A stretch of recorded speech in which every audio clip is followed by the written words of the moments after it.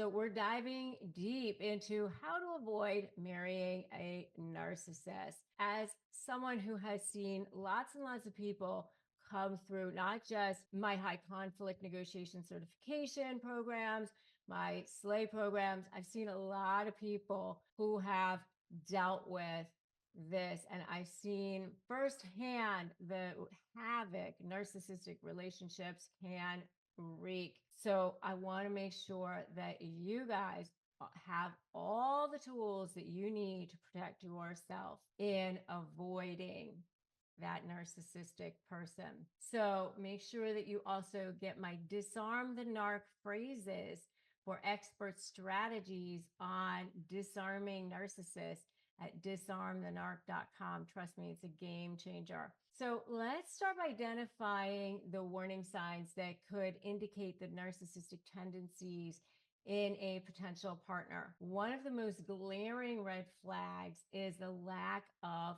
empathy. Narcissists struggle to empathize with others, often prioritizing their own needs above everyone else. For example, let's say you're sick, you're like really feeling bad. This can happen very early on in the relationship. You're with somebody and they just can't muster any empathy for you. I've seen situations where the relationship went on pretty well until the person got sick, and then that's when the other person's true colors showed up. Like, I was actually talking to somebody recently whose spouse, when they got cancer, their spouse actually never even came with them to their chemo, never even showed up, actually was like talking about what a burden it was. All kinds of like horrible things were said to them when they got sick with chemo. Talk about a lack of empathy. I mean, it was pretty shocking. So if you know that you're with somebody who just literally has no empathy whatsoever, that's a huge red flag. If you're with that kind of a person before you marry them, that is something that you definitely want to get out of before you marry that person. If somebody's dismissing your feelings early on, let's say you're telling them about something that's going on at work, and they're like, oh, that doesn't sound that bad or whatever, or they're unable to grasp the depths of your emotions, they're disregarding your emotional well-being, that's not a good sign. The next sign is excessive admiration or grandiosity. Confidence is great. You want somebody who has confidence. You want somebody who has a lot of self-worth too. But an inflated ego, a constant need for validation, telltale signs of narcissism. Let's say you're the person that you're with constantly boasting about their achievement, constantly seeking validation and admiration at every turn. It's like, I'm so great at this. I'm so great at that. Oh, don't you think I'm good? Don't you think I did a great job? Don't you think I look good? How do I look in these pants? How do I look in this outfit? And then constantly getting you to like tell them how wonderful they were. And where it just becomes like draining and suffocating, where you just feel like it's overshadowing any genuine connection, any genuine intimacy in the relationship, it's all about them all the time, then you know that it's just too much. That's another telltale sign. And by the way, if you guys have seen this, put I've seen it in the comments below. Another one is if your partner is using manipulation tactics to control your every move, from guilt tripping you to gaslighting you, and their relentless pursuit of power leaves you feeling trapped and powerless, like questioning your own reality. So they're constantly gaslighting you or constantly guilt tripping you. So let's just say they're saying things all the time like, oh, we talked about that and you agreed to that, don't you remember? And you know that you didn't have that conversation, and you're starting to question your reality about things and making you feel bad about things that you shouldn't be feeling bad about. And you're just feeling kind of icky about things all of a sudden. Like, those are huge warning signs that you know that you probably shouldn't have. Oh, I don't remember agreeing to that, or I shouldn't have said that.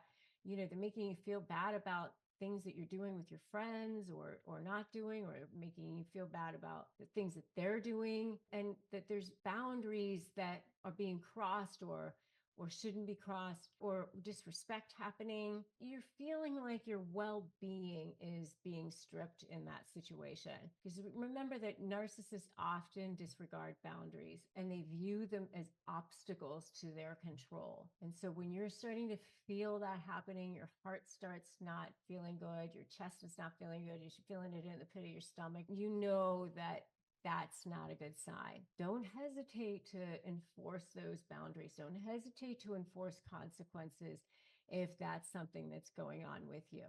Now, let's talk about self-care, because in the middle of all of this chaos, in the middle of all this craziness, it starts to feel like that frog with the slow boil, right? It's easy to lose sight of your own priorities and your own needs. And they're going to start making you feel selfish. They're going to start to guilt trip you. They're going to start to make you feel like you're the one who's being manipulative, especially if you've got your own self-worth issues, especially if you've got your own needs and your own kind of wounds that you haven't healed, where you feel like, you know what, I'm being bad and all that sort of thing. And it's essential for your own mental health and your own emotional well-being to start putting boundaries in place and making a self-care list, and making that part of your daily routine is going to be essential. All right, whether it's meditation, whether it's journaling, spending time with loved ones, finding activities that nourish your soul, replenish your spirit. Really, really important. This is going to be your lifeline in turbulent times. Really, really important. So I want you to put a list in the chat right now, in the comments below right now, of the things that you are going to do to take care of yourself right now. Thank you for joining me today. Have you ever met somebody, they started off to be the most charming, charismatic person you've ever met in your life, then they turned out to be your worst nightmare, and then when you go to negotiate with them, they're a living hell? Well, I developed something called the SLAY method of negotiating with narcissists, and it has helped tens of thousands of people in more than 150 countries win, go from feeling drained and defeated to getting the outcomes they want. And the reason why it works is because I spent more than 20 years studying narcissism as a trial attorney, and now I'm here to help you win too, and also take your suffering and turn it into your superpower. Take your pain and turn it into profit, peace, and purpose as a highly specialized high conflict negotiation coach. If you want to learn how to do it, then just go to RebeccaZung.com/apply and I will show you how. All right, so if you are dealing with a narcissist and you're receiving gifts from them, you know what it's like. There's something that's off. You can tell, you can feel it. You know it doesn't feel sincere. You know it doesn't feel like what a true gift should feel like. And if the hair on the back of your neck is standing up or your gut doesn't feel right, it probably isn't right. So today we're going to cover gifts that are red flags of narcissists. Let me tell you, during the love bombing phase, you can expect to be showered with gifts of all sorts. The narcissist is going to seem like they're really thoughtful, that they're kind, that they're generous. And in the beginning, that's probably true. But once that love bombing phase is over, you can expect different types of gifts. You can expect gifts that maybe you don't even want, maybe you didn't ask for, maybe it's just like no thought put into it whatsoever. So here are some gifts that could be red flags that you are dealing with a narcissist. Number one is exercise equipment.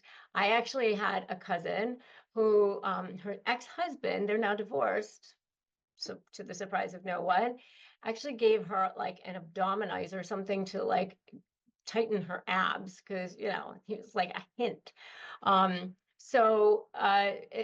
This was a long time ago, but I don't even think those things exist anymore. But it's an abdominizer is, supposed to help you tone your abs.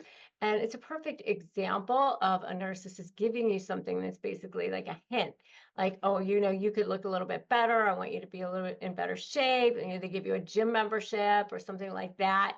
And it's not something that you would have wanted. It's not perceived as generous. They're using the opportunity to devalue you. A gym membership or Peloton might be what you wanted, but maybe not. So if you never dropped hints about wanting exercise equipment of any kind, it's probably a sign that you're dealing with a narcissist. The next thing is their favorite thing. All right. So another sign that you might be dealing with a narcissist is you get a gift that the narcissist potentially wants for him or herself. So it might be tickets to their favorite musician or band, or a gift certificate to their favorite restaurant. Unless a narcissist knows that they're going to be seeing a return on their investment, they just don't want to have to give up their supply. They're inherently very, very selfish people. So gift giving is seen to them as an obligation, right? It's something they have to do in order to continue getting supply, in order to save face, because they know that they're supposed to do it. So a gift to the narcissist is often disguised, or maybe even not so disguised, as a thoughtful and generous gift to whoever is receiving it. But it's very often something that is a perfect way for them to shower themselves in a gift, right? This is how the narcissist mind works. Pretty crazy. Okay, another big red flag is a photo of themselves. I've seen this before in certain situations. It's a very odd kind of a thing. I mean, maybe it's supposed to be thoughtful or cute or whatever, but it's really meant to keep your attention on them. And it's usually disguised under the love bombing efforts, or it's meant to maybe make a connection with you in some way, but it's really meant to boost their ego. And and then also, if you display it, then everybody knows how much you adore them and love them. Very classically narcissist. The next thing is like a sale item or a clearance item, something that they got for, super cheap or whatever. They'll intentionally purchase things um, on sale or super clearance, even if they don't have to, even if they have plenty of money.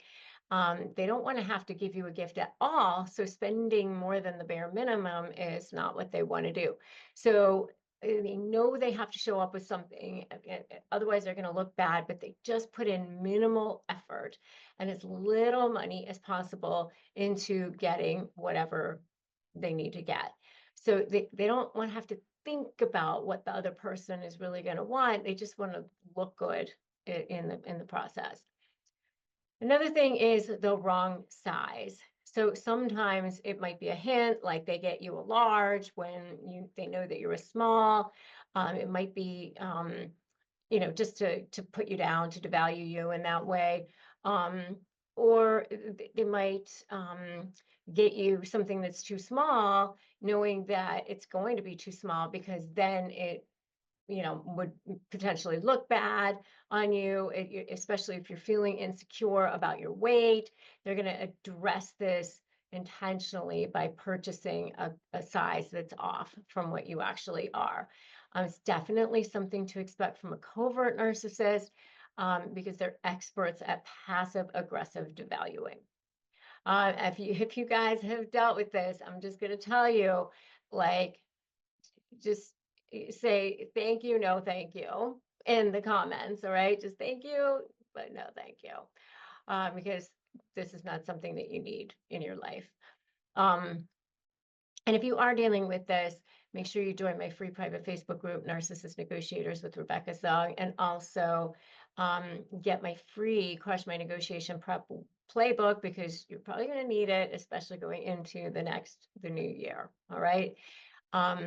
So the other thing is empty promises. So they might just show up empty-handed completely, and nothing at all other than a promise of a gift in the future. So, remember, they're good at future faking. So what they do is they say, well, I can't afford to get you anything right now. But something is, I'm going to get you something better down the road. Or they might say, I ordered something for you in the mail. It hasn't come yet. And they probably just ordered it that day, or they haven't even ordered it yet. So it's a way to push you off, and then also devalue you in the process, because they're showing how little they think of you by not getting you anything on time, right? And then the final thing is regifting. Regifting in and of itself isn't bad, but some gifts are better suited for a different recipient. And they obviously sometimes regift things like half-used perfume. I've seen that. I've seen, old books that are clearly yellowing, and they try to pass it off as brand new. Like they don't, it's just the lack of thoughtfulness and the lack of care about the recipient who is receiving the gifts. They don't think about the impact. They only think about themselves. And they want to put in as little money, time, energy, and effort as possible into doing something for you, as you know. So, and what's really crazy is if you have a reaction that's like less than, oh my God, so delighted and so happy, then they step into the role of playing the victim, right? How could you not appreciate me? How could you not put so much thought into this, so much effort, whatever it is? Like, now they're going to be the victim of it. So be aware of this and understand who you're dealing with and what you're dealing with, and just receive the gift for whatever it is, and try not to engage any further into their potential toxicity, because it's not going to get you anywhere. All right.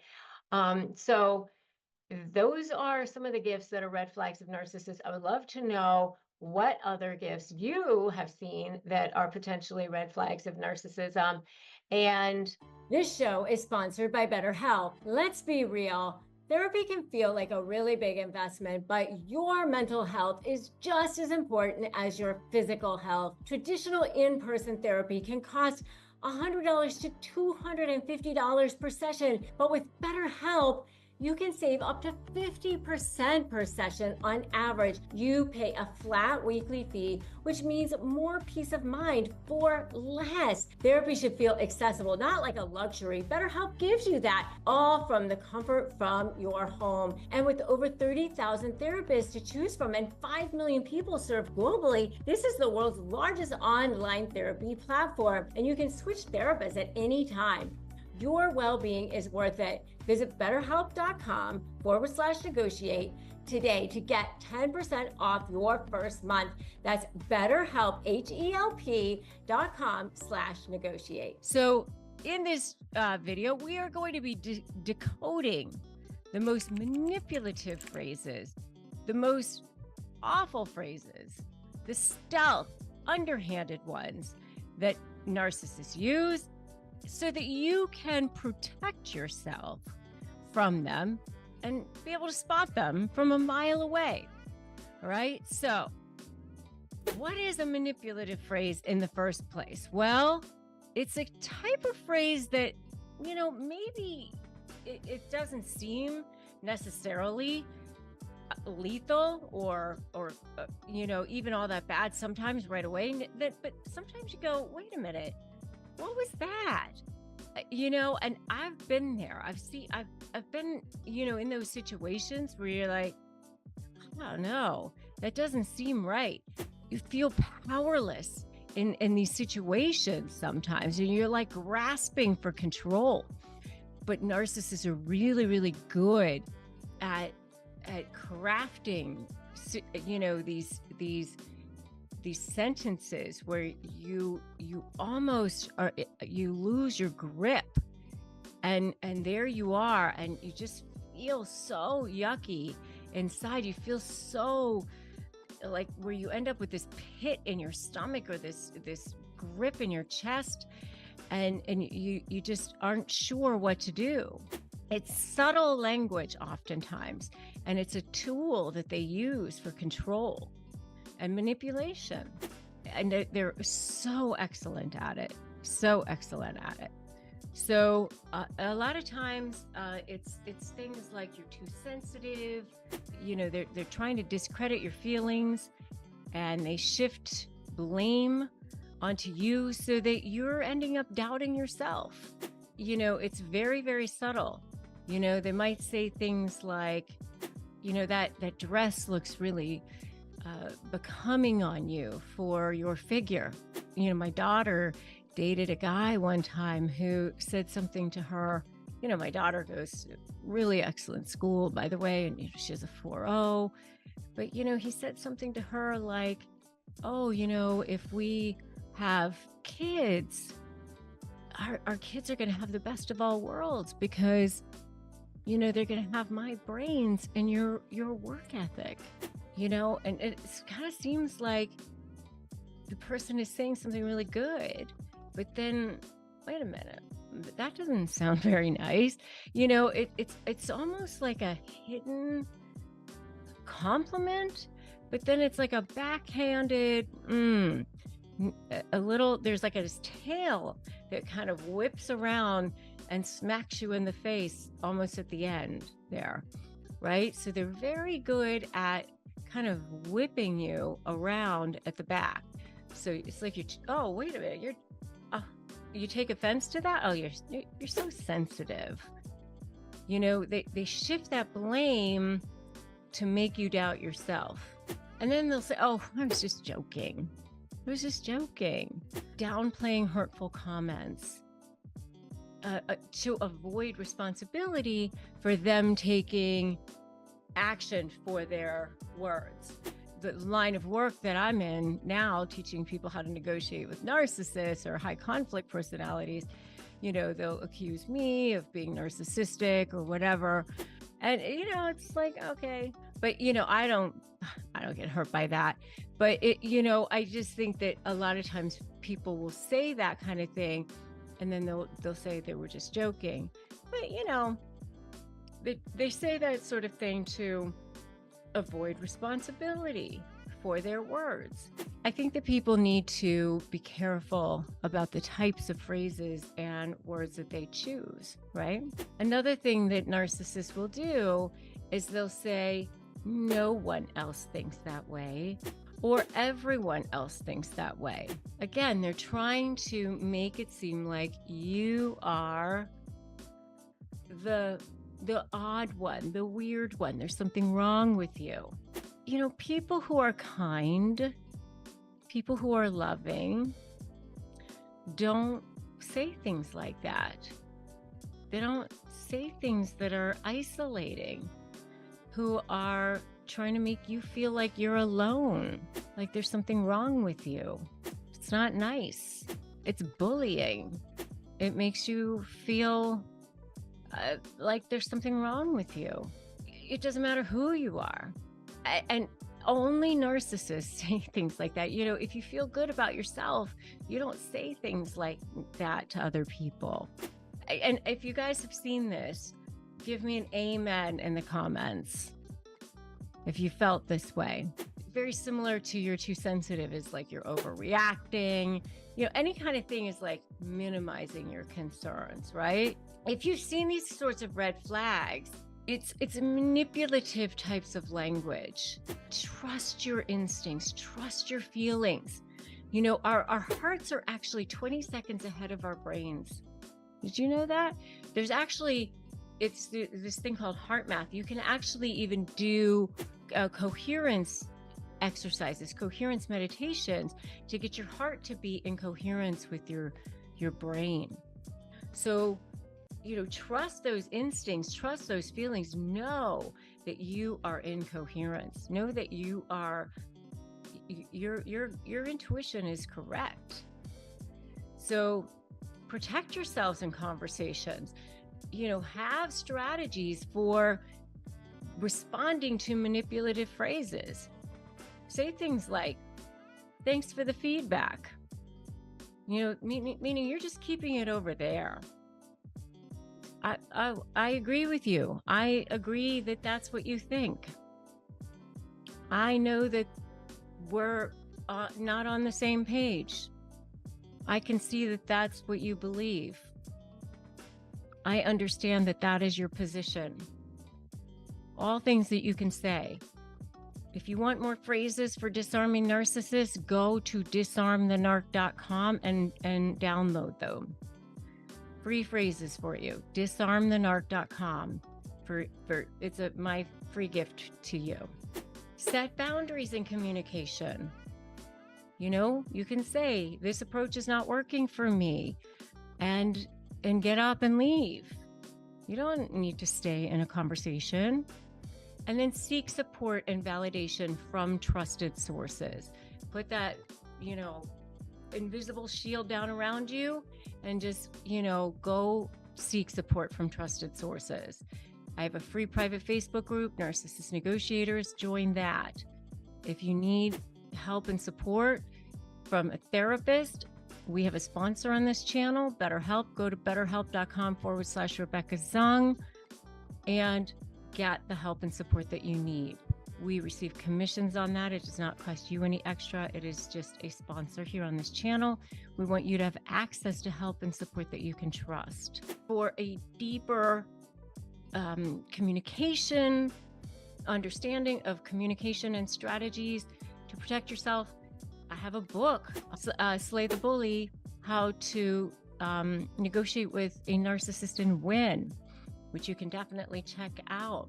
Make sure that you get help and support that you need. Okay? So if you haven't already, make sure you subscribe to this channel, hit that notification bell. If you like this video, make sure you like it and you share it so that others can have access to information like this. All right? And just know that words have power, especially in the hands of a narcissist. And by recognizing and understanding their manipulative phrases, you can navigate conversations confidently and protect yourself and your well-being. Just remember who you are. Know that authentic power beats that counterfeit power, their fake power.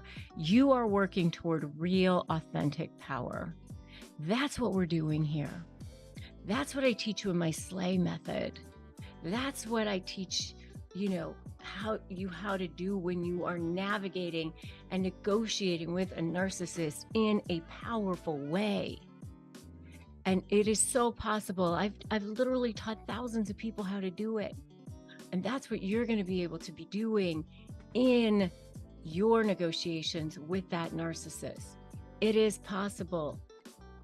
It's possible every single time. All right? Narcissists take themselves down constantly.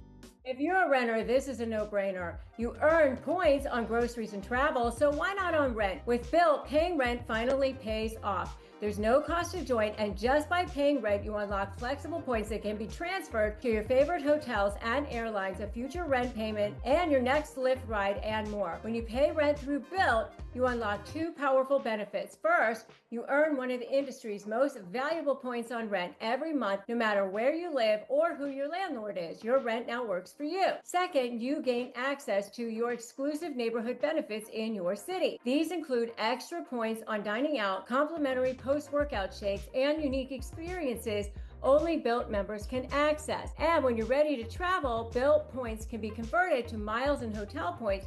Your rent can literally take you places. Start paying rent through Built and take advantage of your neighborhood benefits by going to joinbuilt.com/negotiate. That's joinbilt.com/negotiate. Make sure to use our URL so they know we sent you. That's joinbuilt.com/negotiate.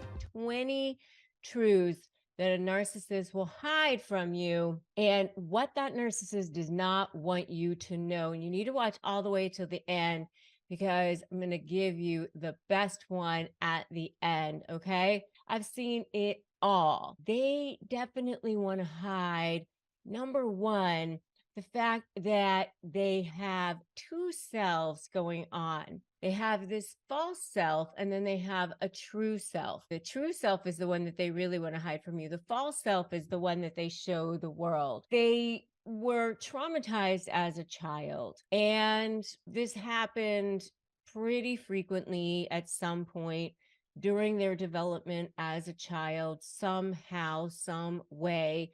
And as a survival mechanism, they developed this way of being where they kind of had to create this pretend self, the false self, the one that they threw out there into the world as the one that they wished that they were. Because the true self, the one that's in there, the scared little one, is the one that they think is the one that they hate, the one that they're constantly trying to cover up, the one that they think is weak. And so they've got these two selves that are constantly going on, and they really want to hide from you and the rest of the world, that they've got this masquerade going on at all times. And so that's number one. They've got two selves going on at all times. And so number two is that they are constantly lying. It's really a way of life for them. What's really interesting to me about narcissists is that it's a lifestyle for them. And that's something that I find very puzzling and very interesting. And a lot of times they do get away with it. And I think that that's part of the reason why they do continue to do that. And you see that in the public as well, a lot of times. And, what's interesting to me is that they just don't feel like they can tell the truth a lot of times, even when it would make their lives so much simpler or so much easier. It's very sad in a lot of ways that they just feel like they have to constantly lie. And part of the reason for that is because of what I told you in number one, which is that they're hiding the fact that they have these two selves going on at all times. And so the scared little self inside is just feels like they have to cover that up. And you, empath out there, you cannot save them, you can't fix it. And I see you out there thinking, well, I could love them back to health, and you cannot. Right? It can't be fixed and it can't be changed. All right. So don't think you can. It's a black hole inside of there that can't be fixed. Number three is they don't want you to know about all the secrets that they're keeping, all the secrets that they're hiding from you, because there are a lot of them. When you lie that much, there's a lot of wreckage behind them that they don't want you to know about. And there's probably a lot of stuff going on presently right now that they don't want you to know about too. That's why, they keep their phone close to them at all times, and they're constantly accusing you of being the liar. They're constantly accusing you of being the one who can't be trusted. It's really a projection. Whatever they're saying about themselves or about you is really, they're talking about themselves. Always remember that. Number four is they don't want you to know about all the things that they've done wrong, that they're blaming either you for or other people for. It goes back to the fact that they can't take responsibility for their actions. And so they're always projecting and deflecting and lying and denying, right? And so they don't want you to know about all of those things that they've done wrong, that they can't take responsibility for. So that's number four. They don't want you to know. They don't want anybody else to know what it is that they're covering up, what it is that they're hiding, as far as the things that they've done wrong. Number five is they don't want you to know that the reason why they treat you horribly is because they hate themselves. The way people treat other people is a direct reflection of the way they treat themselves. I always say that you can never take anything personally. If somebody treats you badly, because it really is a reflection of how they feel inside. And, narcissists didn't attach themselves to you because you have so little value. They attached themselves to you because you have so much value. They want somebody who's going to build them up, make them look good. They want the good things, right? They're over there gaslighting you, devaluing you, making you feel bad. There's no way that they would stay in that or continue to be there if they didn't think that there was something to be had there. And it makes them feel more powerful to put down somebody who has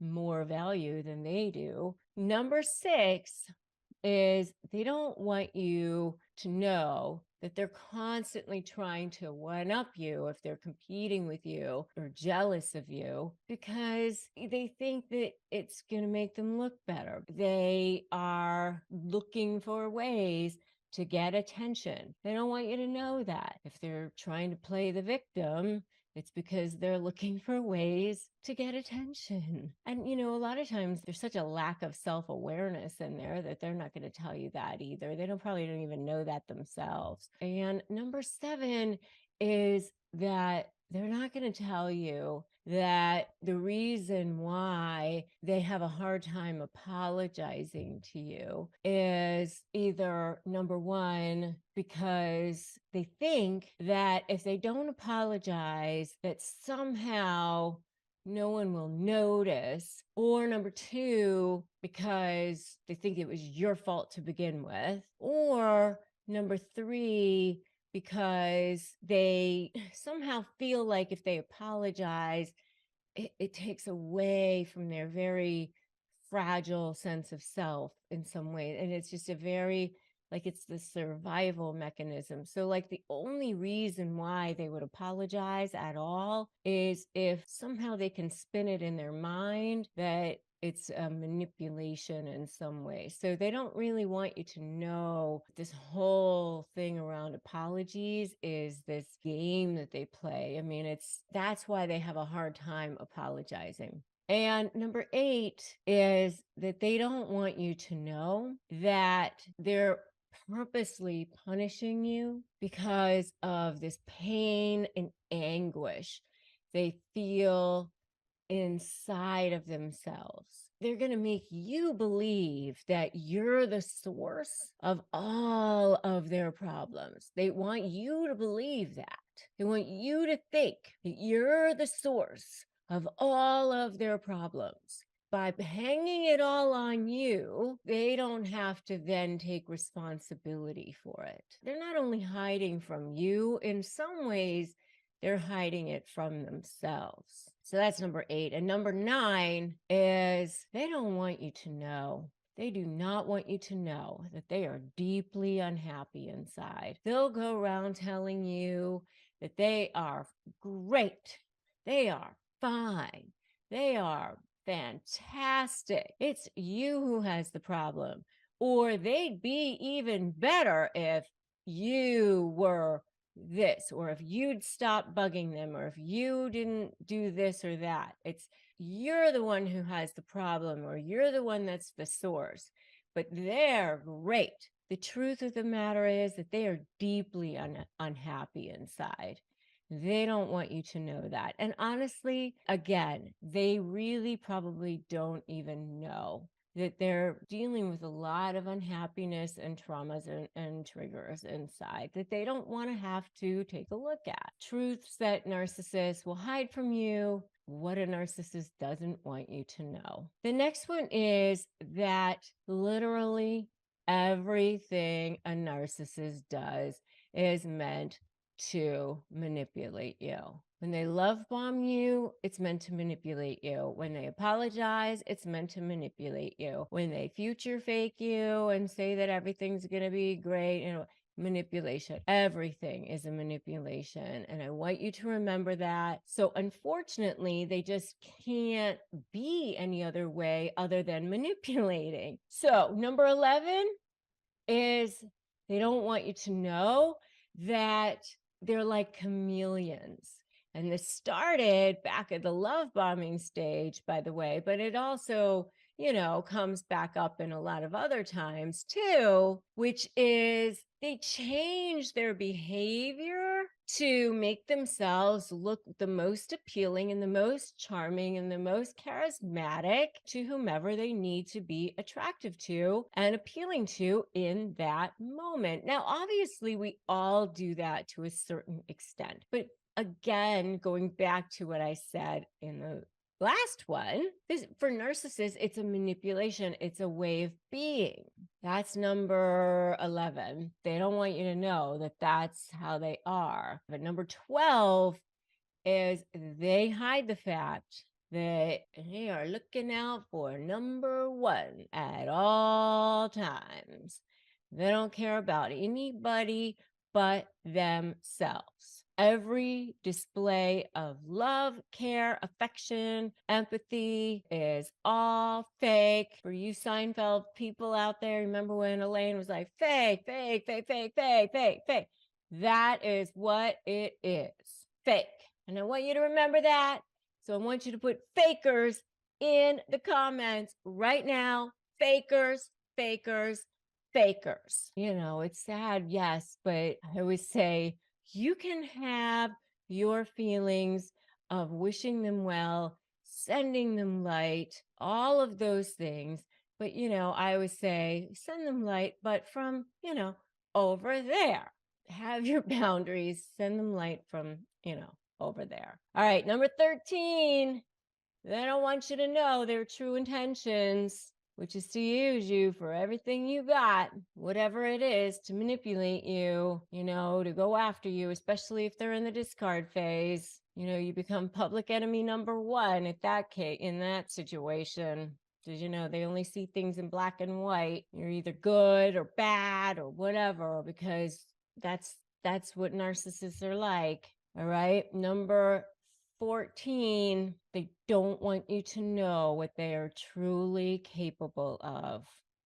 And let me tell you, I've seen it. I was in a business relationship with a covert narcissist, seemed like the nicest person in the whole world. Everybody was like, oh, they seem so nice. Oh, I'm sure it was inadvertent, how like it goes with covert narcissists.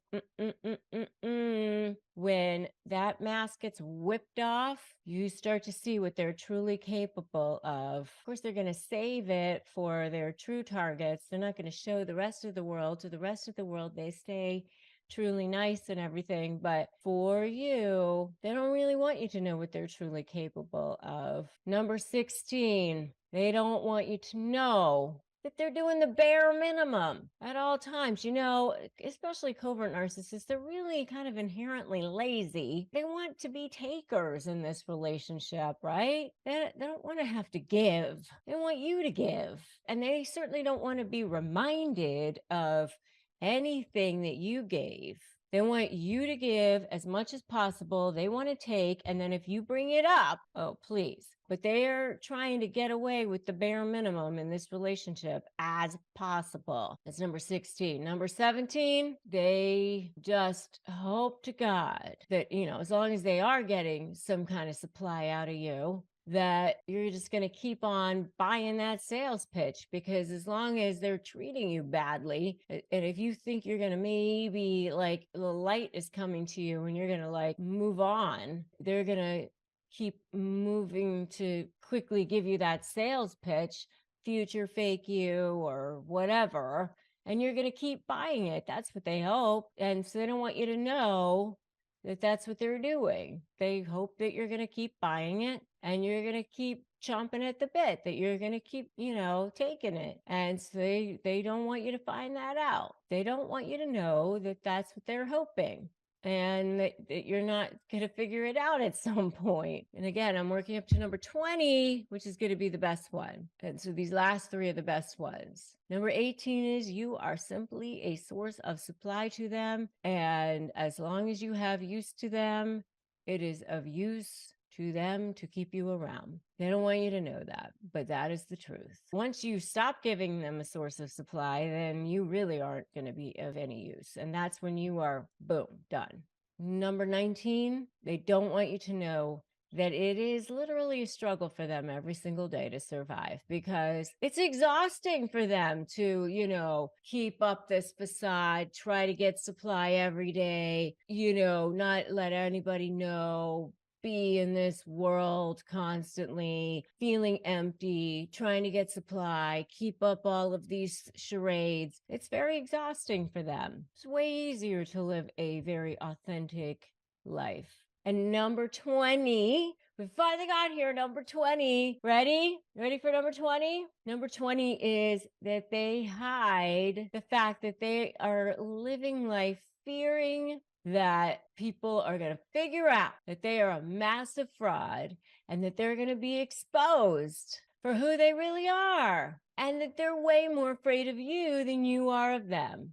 And that's really where your leverage lies. All right. So early red flags of narcissists, early, before they even come near you. I want to make sure that you get like this cone of safety around you, right? So maybe you've been in a relationship with a narcissist. Maybe you're trying to get out of one right now. And if that's you, if you're trying to get out of one right now, by the way, I have a free ebook that you got to get. It's free Crush My Negotiation Prep Worksheet that you got to get. You just go to crushmydeal.com, free ebook. You can just get that. Just go ahead and grab that. I've had many people win their entire negotiations on it. Just go to crushmydeal.com and get that. But if you are even thinking that you might be in a relationship, these are the early signs. I'm going to give you 6 of them, and you're going to want to stay all the way to the end and see what all 6 of them are. All right. So number 1 is it's a really, really fast moving relationship, really fast moving. They're like right away, it's overwhelming fast. They got to get to it, get to it, get to it. And you're almost overwhelmed at how quickly they're moving along this relationship. And you don't have a chance to catch your breath. That's how it is. By the way, this is business or personal. I was in a business relationship with a narcissist, and I felt this too in the business relationship. It moves very, very quickly. So that's number 1.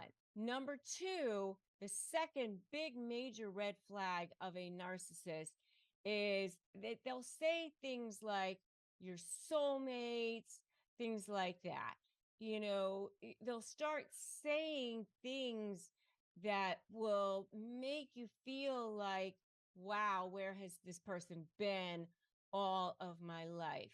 Right away. I mean, they might even say that on the first date, or maybe even before the first date, they'll say things like that. So that's number 2, early red flag that you are in a relationship with a narcissist. Number three, they will say things like their ex is just crazy. They'll start right away with how horrible their ex is and how awful it was with their ex. I mean, they might even say how horrible their ex is with their kids, that they're alienating them with their kids. And it was just an awful, traumatic situation with their ex. That's another massive early red flag that you are in a relationship with a narcissist. If you are with a person that has a great relationship with their ex, that's a good sign.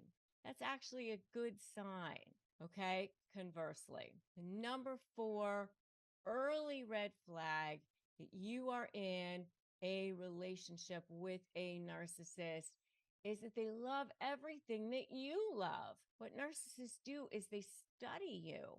They actually study you and they start mirroring you. They actually kind of become you.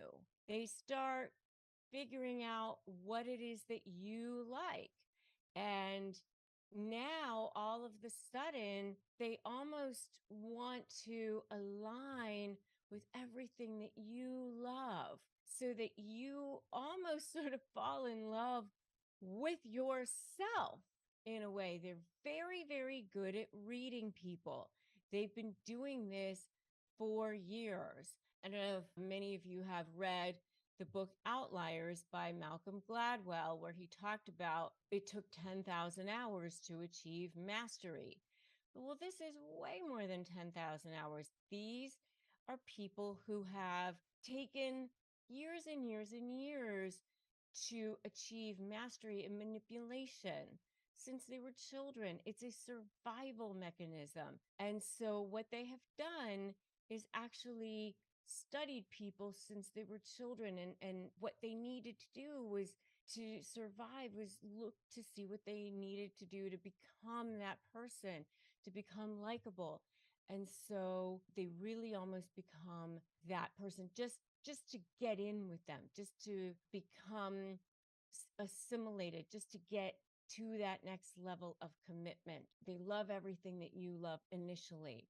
And I have a whole series of videos on this love bombing, and then they go into devaluing and then the discard phase. And you can check out my videos on the 3 different levels of a narcissistic relationship yourself if you would like. And now, after all of this, your eyes will be wide open. So I want you to put that in the comments right now. Eyes wide open, because that's where you'll be from now on, eyes wide open. So that's number 4.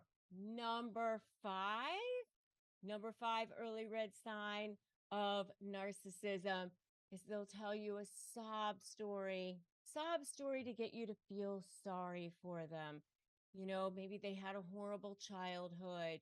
Life hasn't been fair to them. They'll tell you all about how awful things have been for them so that you start to feel sorry for them.